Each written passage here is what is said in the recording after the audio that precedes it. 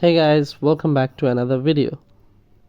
Today I will show you how to loop your Instagram story. So without any delay, let's get started. First, open your Instagram. On the home page, swipe left to bring up the camera.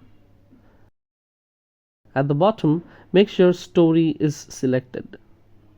Now take a look at the left hand side of the screen and select the boomerang option. Boomerang is the tool that lets you create those fun looping videos. Go ahead and record your video by holding down the record button.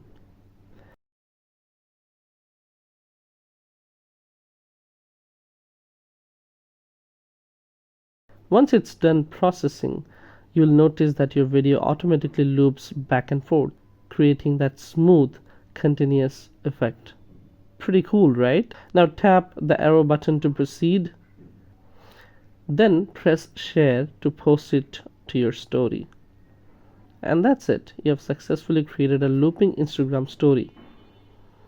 Super easy, right?